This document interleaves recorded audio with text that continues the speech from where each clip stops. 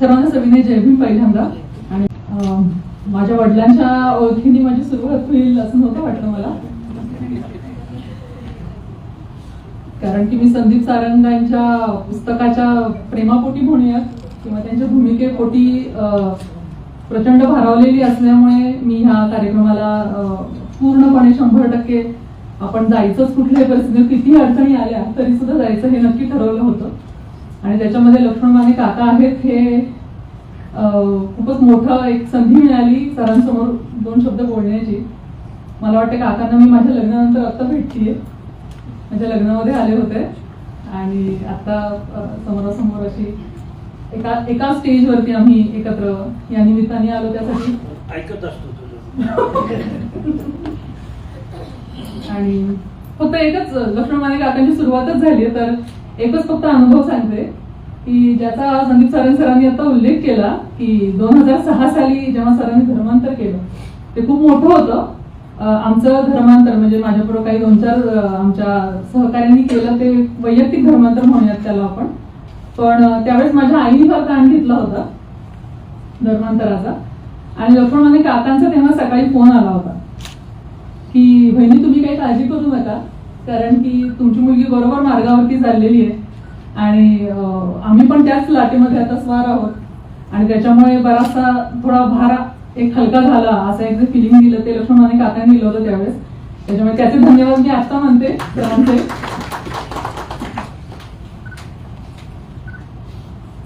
एकतर सुरुवातीला जी ओळख करून दिली ती ओळख म्हटलं तसं अपेक्षित नव्हती मला. माझी खरी ओळख मी आता सांगू इच्छिते की मी 2006 साली 14 ऑक्टोबरला बौद्ध संघर्ष समिती या संघटनेच्या माध्यमातून प्राध्यापक हर्ष जगजाप सरांच्या मार्गदर्शनाखाली आणि बाबासाहेब आणि बुद्धाचे विचार पूर्णपणे पटल्यानंतर मी स्वतः धम्मदीक्षा घेतली आणि त्या घटनेला यावर्षी 20 वर्ष पूर्ण होती.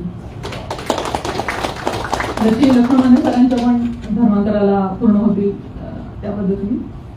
तर पूर्वाश्रमीची मराठा जातीतून मी धर्मांतरित झाले आणि तो जो सगळा संघर्ष आहे त्याच्या बऱ्याचशा मुलाखती किंवा आता इथं आपले राहुल खांडेकर सर पण आहेत, त्यांनी आम्हाला फार पॉप्युलर केलं बहुजन संघटनेच्या माध्यमातून.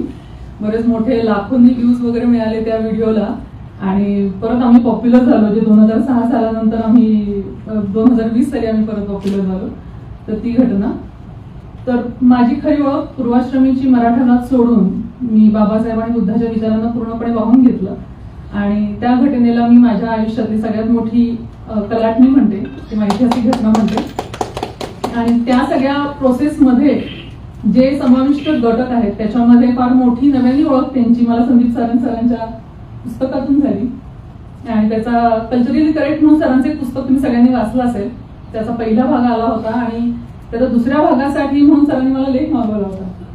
8 वर्षांपूर्वीची घटना आहे आणि तेव्हा माझा नुकताच छोटा मुलगा जन्मला होता त्यामुळे मी देण्याच्या ह्याच्यात नव्हते. पण सरांनी नेटाने तो फॉलोअप घेऊन मी तो खूप विस्ताराने लिहून दिला आणि मला असं वाटतं आतापर्यंत माझा झालेला सगळ्यात चांगला लेख तो आहे.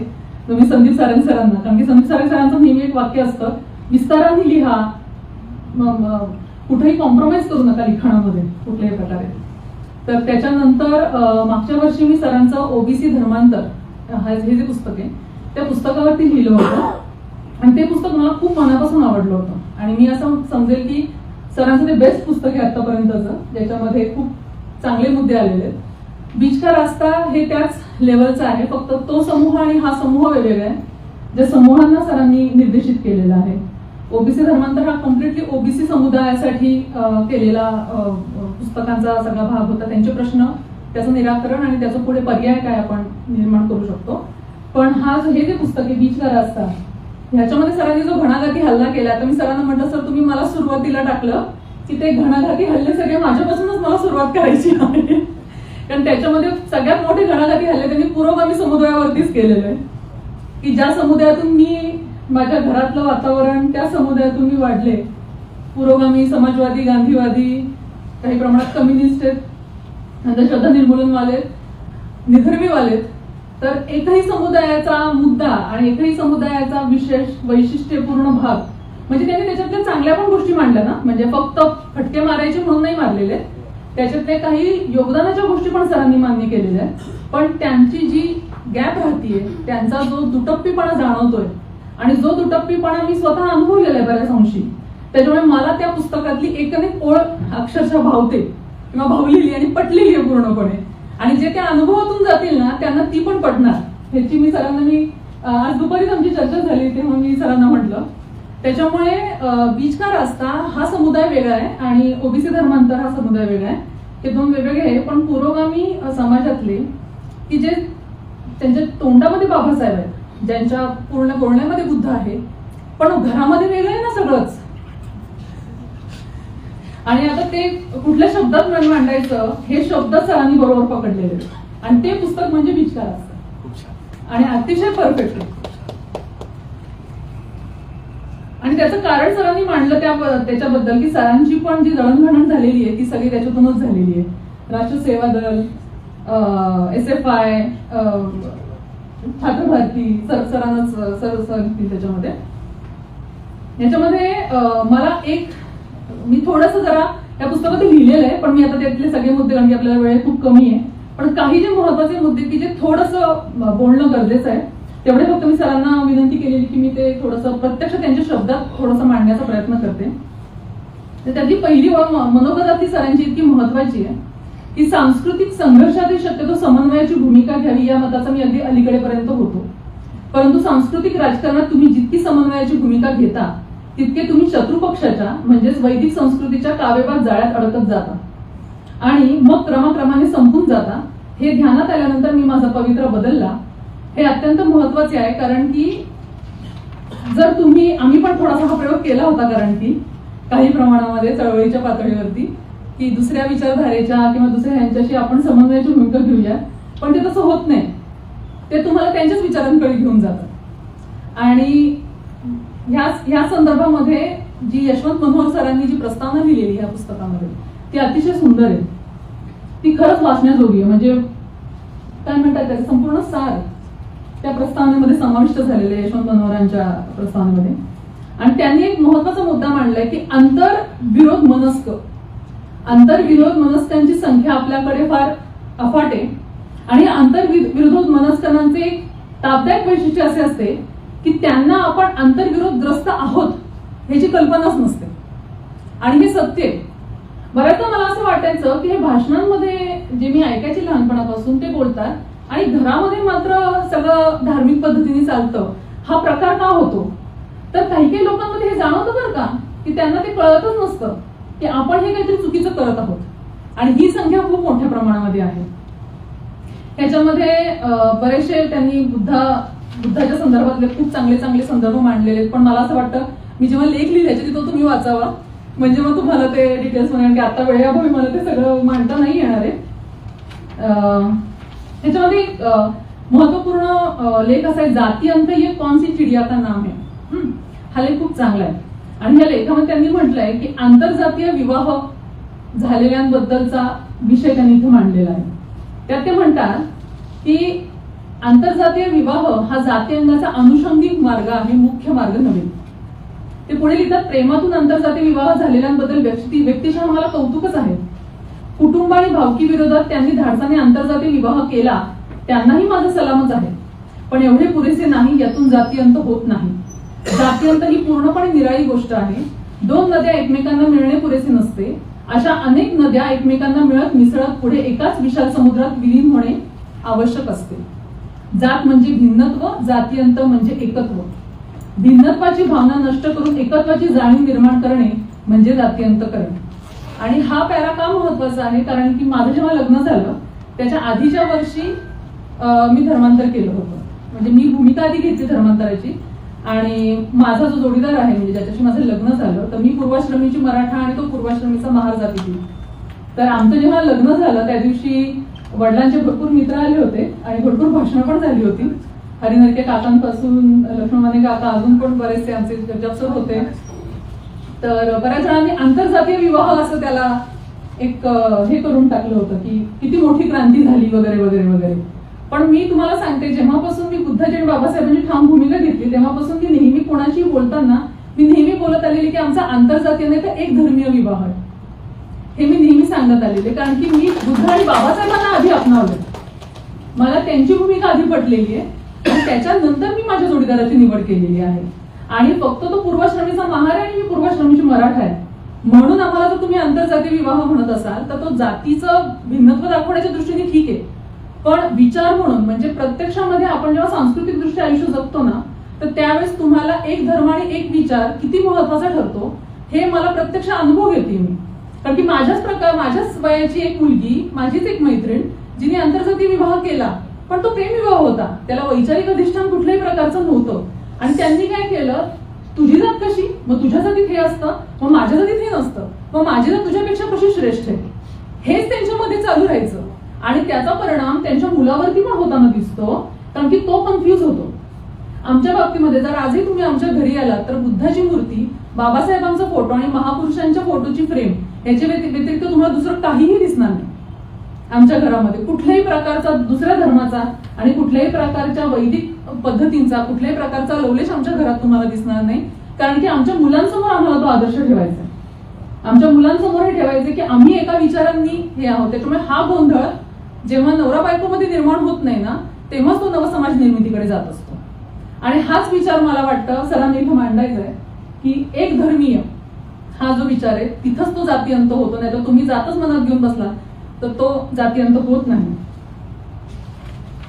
त्याचप्रमाणे मराठा नातेवाईकांच्या संदर्भामध्ये मी फक्त एक रेफरन्स सांगू इच्छिते की लहानपणापासून मी ज्या नातेवाईकात वाढले तर त्यांचं कसं व्हायचं, खूप चांगले स्वभावाने सगळं आमचं खूप रिलेशन वगैरे चांगलं, पण त्यांना हे माहिती होतं की आपली जात ही उतरंडीमध्ये 2 नंबरला जाते, 1 नंबरला ब्राह्मण आहे आणि दुसऱ्या नंबरला मराठा आहे. तर त्याच्यामुळे त्यांची कुठलीही धार्मिक कार्य जी होती ना ती ब्राह्मणाला बोलवूनच ते करायचे. पण प्रत्यक्षामध्ये मला नेहमी हा प्रश्न पडायचा की ह्यांना ह्यातले सगळे तोटे माहितीये, ह्यांना हा सगळा त्रास माहितीये आणि तरी पण हे का करणार. आणि बरोबर तोच मुद्दा सरांनी 30 मुक्तीची तारीख असेल ह्या लेखामध्ये मांडलेला आहे. सरांनी इतका ऍप्टली ते प्रेझेंट केलेलं आहे. ते म्हणतात छत्रपती शिवाजी महाराज, स्वराज्य रक्षक संभाजी राजे राजश्री शाहू यांच्याविषयी बदनामीकारक वक्तव्य केले म्हणून तेवढ्यापुरती ब्राह्मणी वृत्तीचा कठोर निषेध करणारे तमाम मराठा आणि बहुजन आयुष्यभर ब्राह्मणी संस्कृती प्राणपणाने जपतात. लग्नात ब्राह्मणाला बोलवतात, पूजेला ब्राह्मणाला बोलवतात, अंत्यविधीला ब्राह्मणाला बोलवतात. ज्यांच्या मनात छत्रपती शिवाजी महाराज, संभाजी महाराज, शाहू महाराज यांच्याबद्दल मूलतःच तिरस्कार आहे त्यांना श्रद्धापूर्वक निमंत्रण देऊन त्यांच्याचकडून आपल्या घरातली पवित्र कार्य करून घेतात. आणि अशाच प्रकारे आपण त्यांना पूर्णपणे त्यांची श्रद्धा जोपासायला मदत करत असतो. तर हा पूर्णपणे हा जो भाव आहे हा मी स्वतः अनुभवलेला आहे की अरे तुम्हाला माहिती आहे तरी सुद्धा तुम्ही तेच का करता. आणि मग आम्ही काहीतरी वेगळं पाऊल उचललं तर त्याला मात्र तुम्ही नाक मोरडता की नाही तिने ते, आणि फक्त एवढंच हा, बाकी त्यांना बुद्ध बाबासाहेब काही कळत नाही. त्यांना फक्त काय वाटतं, हा तिने ते महाराष्ट्री लग्न केलं, विषय संपला. ह्याच्या पलीकडे मग तुमचं अस्तित्व त्याच्यामध्ये येत नाही. आणि हाच भाव गणपतीच्या बाबतीमध्ये पण लागू होतो. आमच्या घरी जेव्हा गणपती गौरी बसवायचे त्यावेळेस मी पूर्ण जेव्हा फुल्यांचं साहित्य वाचलं त्यावेळेस मी पूर्ण विरोध केला. आईला पूर्ण आईच्या विरोधात जाऊन मी ह्याच्यात कशातही सहभागी होणार नाही. आणि त्याच ठिकाणी मला फुलांचं साहित्य जास्त महत्वाचं वाटलं. आणि जे यांनी सरांनी जिथं हे केलेले की बाळ गंगाधर टिळकांनी बहुजनांच्या डोक्यावर गणपती बसवला आणि महात्मा फुल्यांनी गणपतीचे यथेच्छ वाभाडे काढले. आजचे पुरोगामी किंवा परिवर्तनवादी स्वतःला कुणाचे वारसदार म्हणवतात. हा मुद्दा तिथं अधोरेखित करता येतो की तुम्ही म्हणता ना फुल्यांचे वारसदार म्हणता, पण बाकी गणपती बाप्पा करून टीपी ठेवता आणि त्यांनाच घरामध्ये बसवता आणि त्यांचीच तुम्ही पूजा अर्चा करता. आणि दुटप्पीपणा किती, म्हणजे आता उदाहरणार्थ बरेचसे आणखी खूप चांगले चांगले संदर्भ सरांनी दिलेत, आता वेळेअभावी नाही बोलता येते, पण कम्युनिस्ट झाले, अजून हे झाले की निधर्मी म्हणतायत, हे करतायत तरी पण गणपती बसवतायत. माझी एक मैत्रीण कामाच्या संदर्भात एक मला तिच्या सगळे स्टेटस दिसायचे आणि ती खूप एकदम कट्टर कम्युनिस्ट स्वतःला ती म्हणायची. आणि एकदा मीटिंगला असंच मी तिच्याशी चर्चा केली मीटिंग झाल्यानंतर, तर तिला मी म्हटलं की मग तुम्ही काय कसं करता, मुलांच्या बाबतीतला तर प्रश्न निर्माण होत असेल ना, कारण की बाकीचं सगळं हे धार्मिक. नाही नाही नाही, मुलांना आम्ही सगळे अनुभव घ्यायला लावतो. मुलांना आम्ही गणपती गौरी सगळं त्यांनी अनुभव घेतले पाहिजेत. आणि दुसरा एक आणखीन भाव काय माहितीये का, भाऊबीज. तर म्हणे मला 2 भाऊ आहेत, मग त्या भावांना मी तर नाराज करू ना. मग त्या भावांचं काय चुकलेलं आहे त्याच्यामध्ये, त्यांना त्यांचा म्हणजे मला असं वाटलं मी माझ्या माहेरच्या सासरकडच्यांना पोकलून सांगितलं हा जेंडर बायस आहे हा सण म्हणजे, आणि मी माझ्या मुलांना पण त्या सगळ्यापासून रोखतीये. आणि ह्यांचं बघा, बाहेर मोठी मोठी भाषणं करणार आणि आतून काय म्हणणार, नाही नाही माझ्या भावाला मी का दुखवते या सगळ्या मुद्द्यांवरती. या प्रकारचा हा जो दुटप्पीपणा आहे हा कम्प्लिटली स्पष्ट शब्दांमध्ये सरांनी या पुस्तकात मांडलेला आहे. आणि तोच आपल्याला भाव ह्याच्यामध्ये मला असं वाटतं अधोरेखित करणं जास्त गरजेचं आहे. धर्मचिकित्सेचा भाव महत्वाचा आहे, पण त्याचा एंड हा प्रॉपर पर्यायामध्ये झाला पाहिजे. धर्मचिकित्सा नुसतीच करणं हा भेद प्रकार आहे, त्याचा लॉजिकल एंड झाला पाहिजे हे सर म्हणतात. त्याच्यामध्ये बुद्धाचे खूप वेगवेगळे अनुभव जे रेफरन्सेस सरांनी दिलेले आहेत, अगदी भक्ती संप्रदायापासून झालं, राजीव ढेरेंचं श्री विठ्ठल एक महासमन्वय या ग्रंथाचा रेफरन्स झाला. अशी खूप मोठी मोठी सुंदर त्यांनी उदाहरणं दिलेली आहेत सरांनी. पण आता आपल्याला वेळेअभावी मला एवढं हे करता येणार नाही. मगाशी सरांनी जो मुद्दा मांडला तर त्या मुद्द्यावरती मी येते की आपण निगेटिव्ह चर्चा किती करतो. तर त्याच्यामध्ये बाबासाहेबांचं एक खूप चांगलं त्यांनी कोट दिलेलं आहे बरं का, की आपल्या सगळ्या ह्याच्यामध्ये अगदी राजकीय पक्षांमध्ये सुद्धा की RSS किंवा आपल्या समाजवादी पुरोगामी वर्तुळामध्ये सुद्धा RSS वरती खूप चर्चा असते ना. RSS वरती सारखी भडीमार करायचा, त्यांच्या चुका काढायच्या. आणि त्या संदर्भामध्ये त्यांनी एक खूप चांगला संदर्भ दिलेला आहे. डॉक्टर आंबेडकरांनी 14 ऑक्टोबर 1956 रोजी लाखो लोकांसह बौद्ध धम्माची दीक्षा घेतली. या कार्यक्रमाच्या पूर्वसंध्येला नागपुरात पत्रकारांनी त्यांना विचारले की इथे RSS चे हेडक्वार्टर आहे म्हणून तुम्ही मुद्दाम नागपूर निवडलेत का? त्याच्या नाकावर टिचून धर्मांतराचा कार्यक्रम करायचा असे ठरवले होते का? बाबासाहेब उत्स्फूर्तपणे म्हणाले, कोण RSS? मी त्याला बिलकुल महत्व देत नाही. नागपूर ही त्या नाग लोकांची भूमी आहे ज्यांचे बौद्ध धर्म स्वीकारण्यात आणि त्याचा प्रचार प्रसार करण्यात मोठ्या प्रमाणामध्ये योगदान आहे. म्हणजे थोडक्यात काय, संघाला संपायचे असेल तर संघावर फार चर्चा करण्याची आवश्यकता नाही. संघ ज्या संस्कृतीची प्रस्थापना करू इच्छित आहे तिला पर्याय देण्याची, त्या पर्यायावर रात्रंदिवस करण्याची गरज आहे. आणि तो पर्याय म्हणजे बुद्ध आणि त्याचा धम्म एवढाच आहे. आणि त्याच अनुषंगाने सरांनी जो ह्याचा जो प्रश्न आहे डॉक्टर रूपा कुलकर्णी आणि डॉक्टर तारा भरावकरांनी विचारलेला की मग तुमच्या देवघरात बुद्ध का नसतो, हा त्या अनुषंगाने फार महत्वाचा मुद्दा आहे. आणि म्हणजे एक एक मुद्दा घेऊन सुद्धा खूप मोठी चर्चा होऊ शकते असे सरांचे मुद्दे आहेत त्याच्यामध्ये. देव नाकारणं आणि धर्म नाकारणं म्हणजे नास्तिक होणं आणि निधर्मी होणं ह्याच्यातला जो फरक आहे ना तो खूप सुंदर आहे. पण मला नाही वाटत मला तेवढा वेळ आहे की त्याच्यातला तो मुद्दा वाचून, मला कारण की तो खूप आवडलेला मुद्दा, मी तो लिहून पण घेतला होता. पण आता जे फार्स नास्तिक मेळाव्यांचा म्हणून त्यांचा एक लेख आहे, जे नास्तिक मेळावे चाललेले आहेत ना, देव नाकारणं ही वैयक्तिक पातळीवरती शक्य होणारी बाब आहे, पण धर्म नाकारणं हा समष्टीच्या पातळीवरचा विषय असतो आणि तो तुम्ही कितपत नाकारू शकता. आणि म्हणून सर म्हणतात की धर्मांतर करणं हे येरा गवळ्याचं काम नाहीये, हे एकदम स्ट्रॉंग लोकांचंच काम आहे. आणि त्यांच्यामध्ये आम्ही आहोत याचा मला आनंद आहे. अंधश्रद्धा निर्मूलन चळवळीबाबतचा पण एक मुद्दा फार महत्वाचा आहे की तुम्ही आधी त्यांना हिंदू धर्माचे संस्कार देणार आणि नंतर त्या धर्मामध्येच परत काय अंधश्रद्धा लपलेल्या आहेत ह्याच्यावरनं तुम्ही त्याचं परिमार्जन करत राहणार, तर ही उलटी गंगा झाली ना. म्हणजे हे उलट हे झालं. तुम्ही मुळात जन्मतः, जो सरांनी मागाशी मुद्दा मांडला, जन्मतःच त्यांना असा का समतावादी धर्म त्यांच्या वाट्याला देत नाही. आणि त्या मला असं वाटतं त्या अनुषंगाने थोडंसं मला असं वाटतं की पूर्वाश्रमीच्या महार समाजाच्या दृष्टीने की जे थोडंसं मला असं वाटतं की सरांनी खूप पॉझिटिव्हली लिखाण केलेलं आहे, पण मला असं वाटतं काही प्रमाणात आपल्याला त्याच्यावरती काम करण्याची पण मोठ्या प्रमाणात गरज आहे. म्हणजे जसं आशालता कांबळेबाईंचं आंबेडकरी आई या पुस्तकाचा रेफरन्स दिलेला आहे, त्याच्यामध्ये त्यांनी असं म्हटलेलं आहे की पूर्वाश्रमीचा महार समाज जो अजूनही त्या वैदिक गुलामगिरीच्या ह्याच्यात जपून पडलेला आहे, त्यांना बाहेर काढण्याचं काम सुद्धा आजच्या आंबेडकरी चळवळीतल्या तरुणांनी करणं गरजेचं आहे, जो पूर्वाश्रमीचा महार समाज म्हणून आहे. आता याच्यामध्ये सरांचं एक आर्ग्युमेंट पण महत्वाचं आहे की तुम्ही प्रत्येक वेळेस काय पूर्वाश्रमीच्या महार समाजाला फक्त जबाबदारी देणार आणि स्वतः हे होणार आणि तुम्ही जबाबदारी घेणार नाही. हा मुद्दा आहे की एक शब्द मस्त सरांनी वापरलाय की काय बुद्ध म्हटलंय का बाबासाहेब म्हटलंय की हे काय महाराजांची काय प्रायव्हेट प्रॉपर्टी आहे का. आणि हे मी खूप वेळा उद्विग्न होऊन बोललेली आहे. बाबासाहेब आमचे आहेत असं करून. पण मला असं वाटतं या सगळ्या पातळीवरती की सरांना जे मांडायचे पुस्तकातून आणि जे आम्ही पण चळवळीमध्ये काम करताना कायम मांडत असतो की बुद्ध आणि त्याचा धम्म हा पूर्णपणे व्यावहारिक पातळीवरती पुढे आला पाहिजे. हा फार महत्वाचा मुद्दा आहे याच्या काळात. मी आज माझ्या मुलांशी जेव्हा बोलते तेव्हा सरांनी जे म्हटलं, जन्मताच त्यांच्या अनुभवामध्ये किंवा समोर त्यांच्या समोर जसं गणपती येतो, बाकीचे सण येतात, ते जन्मतःच त्यांच्या समोर येण्यासाठी आपण अजून काय केलं पाहिजे. आणि मला असं वाटतं बौद्ध समाज निर्मिती अभियान हे अभियानाच्या माध्यमातूनच असे काही प्रकल्प राबवूनच हे केलं पाहिजे. आणि मला वाटतं त्या प्रकारच्या प्रकल्पांवरती सरांनी आता पुस्तक लिहावं असं मी सरांना हे करते. कारण की बऱ्याचदा काय होतं की समोरचा बाजूचा जो व्यावहारिक समाज आहे त्याच्यामध्ये आपण आपल्या नवीन पिढीला कसं स्टँड आउट करणार आहे आणि बुद्धाने त्यांचा धम्म ह्याचं आचरण व्यावहारिक पातळीवरती आपली पुढची पिढी कशी करणार आहे, हा पण आमच्यासारख्या जे बुद्धाने त्याच्या धम्माचं 22 प्रतिज्ञा घेऊन, म्हणजे आजही मला 22 प्रतिज्ञाच्या एका प्रतिज्ञेच्या जरी मी विरोधात कुठं काही होतंय का ह्याच्याबद्दल मला लगेच हे होतं की नाही आपण बाबासाहेबांनी सांगितलेल्या 22 प्रतिज्ञा घेतलेल्या आहेत, काटेकोरपणे ते पाळल्याच गेल्या पाहिजेत. माझ्या पुण्याला प्रश्न पडतो, तू सोसायटीच्या गणपतीमध्ये का येत नाही, तू त्या हळदी कुंकाला का जात नाही.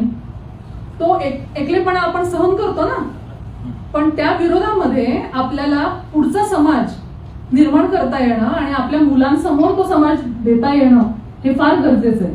आणि त्याच्यावरती पण आता विचारमंथन खूप मोठ्या प्रमाणात झालं पाहिजे. म्हणजे पुरोगामी समाजवादी हे सगळे एका बाजूला आणि आपला एक समाज, म्हणजे तिथं ती विधायक चर्चा जी सरांचं म्हणणे की निगेटिव्ह चर्चा न करता आपण आपल्या ह्याच्याबद्दल चांगली चर्चा केली पाहिजे. तर हा विषय मला असं वाटतं त्याच्यामध्ये होणं गरजेचं आहे. आणि त्याच्यानंतरच आणि एक शेवटचा फक्त मुद्दा म्हणते आणि संपवते, अजूनही मुद्दे काही राहिलेले पण ठीक आहे, आता मी नाही जास्त हे करत. आपल्याकडे काय होतं माहिती आहे का आंबेडकरी चळवळीतल्या लोकांमध्ये की खूप पुरोगामी आणि ना विचारवंतांचं फार त्यांना अट्रॅक्शन असतं बरं का. मी एक फार बघितलंय, मी बऱ्याचशा कार्यक्रमांमध्ये जाते ना तर त्यांना ना खूप पुरोगामी आणि विचारवंत, भलेही ते घरामध्ये ना भरपूर गणपती बसवतील, सगळे वैदिक कर्मकांड करतील बरं का, पण त्यांना ना असं समाजवादी आणि असे विचारसरणीचे लोक फार अट्रॅक्ट करतात. आणि ना मला असं मी ना एका मागच्या 2 वर्षांपूर्वी एका बुद्ध विहारात जाऊन म्हटलं की हे लोक खरंच प्रत्यक्ष व्यवहारात काय करतात हो, याची तुम्ही कधी तपासणी केली आहे का, आणि तुम्हाला त्यांचंच किती अट्रॅक्शन असतं ना. आणि मी भाषणामध्येच म्हटलं की अशा लोकांना बोलवण्यापेक्षा ना आमचा जो मुंबईच्या विहारामध्ये एक मनोज खोब्रागडे म्हणून कार्यकर्ता अतिशय प्रामाणिकपणे काम करतो, अशा लोकांना का नाही बरं आपण मोठं स्थान देत अशा कार्यक्रमांमध्ये की जे प्रामाणिकपणे बुद्ध आणि त्याच्या धम्माचं तत्वज्ञानाचं पालन करतात व्यावहारिक पातळीवरती. अशा लोकांना आपण बोलवत नाही. आपण काय करतो माहितीये का, हा फार मोठा विचार म्हणतोय, अरे पण तो घरात काय करतो ते तरी बघा. म्हणून फुल्यांचं ना मला नेहमी काय आवडतं माहितीये का, तुम्ही जे काम करता ना ते तुम्ही कृतीत उतरवा. त्याच्यामुळे मला नाही वाटत की मी एवढी काही इथं फार मोठे मोठे तत्वज्ञानी, खूप मोठी विचारवंत मंडळी आणि अजून कार्यकर्ता पण आहेत सगळेजण, पण मला जेवढा एक विचार कळला ना तो विचार मी प्रत्यक्षामध्ये प्रामाणिकपणे आणण्याचा प्रयत्न करणार, एवढा जरी भाग आपल्या सगळ्यांमध्ये निर्माण झाला ना तरी आपण बाबासाहेबांच्या आणि बुद्धाच्या त्या विचारांना कुठेतरी न्याय देऊ शकलो असं मला वाटतं. आणि त्या पातळीवरती मला असं वाटतं की सरांनी त्यांच्या पुस्तकामध्ये जॉन रस्किन हे विचारवंताचं एक कोट खूप छान हे केलेलं आहे. त्याच्यात ते सांगते आणि मी बंद करते की what we think or what we know or what we believe is in the end of little consequence. The only thing of consequence is what we do. आणि हे मला असं वाटतं सगळ्यात महत्वाचं आहे. त्याच्यामुळे तुम्ही कितीही चर्चा करा, किती भाषणं करा, किती काही करा, तुम्ही प्रत्यक्षामध्ये व्यावहारिक पातळीवरती तुम्ही काय करताय हे मला वाटतं. आणि मला असं वाटतं बाबासाहेबांच्या चळवळीतून मी घडले या सगळ्या ह्याच्यासाठी. आजही नवीन नवीन जे चॅलेंजेस आयुष्यामध्ये येतात त्याच्यामध्ये मला बुद्धाचेच विचार फार मोठ्या प्रमाणात आणि बाबासाहेबांचे विचार फार मोठ्या प्रमाणात तारतात. आणि त्याच्यासाठी मी माझे आता इथे जे संघटक जमलेले त्यांचे सुद्धा मनपूर्वक धन्यवाद देते. माझे जोडीदार इथं आहेत, माझी मुलं इथं आहेत आणि आमच्या सगळ्या समविचारी सगळे जे इथं लोक आहेत त्या सगळ्यांचे मी धन्यवाद देते की ह्या सगळ्या काफिल्यातून आम्ही सगळे तयार झालेलो आहोत. हे एका कुठल्या तरी व्यक्तीचं काम नसतं. आणि आज मला असं वाटतं की या सगळ्या काफिल्यामध्ये अजूनही बऱ्याच जणांनी जोडलं गेलं पाहिजे. हाच सरांचा प्रयत्न आहे. त्याच्यामुळे बीच का रस्ता नाही होता आणि बुद्ध हा एकमेवच रस्ता आहे आणि तो पण बाबासाहेबांनी दिलेला बुद्ध हाच एकमेव रस्ता आहे. हेच मला असं वाटतं आजचं परिणामकारक स्टेटमेंट होऊ शकेल आजच्या कार्यक्रमाचं. तर मला वाटतं आजचा कार्यक्रम आणि सरांचं पुस्तक त्या दिशेने सक्सेसफुल झालं असं मी मानेल. आणि सरांनी मला इथं एवढ्या मोठ्या कार्यक्रमात बोलण्याची संधी दिली त्याच्याबद्दल सरांचे पुन्हा मनपूर्वक धन्यवाद. आणि मी आमच्या संघटनेची एक शेवटची फक्त एक घोषणा आम्ही नेहमी करायचो ती मी करते. जय भीम, जय बौद्ध राष्ट्र.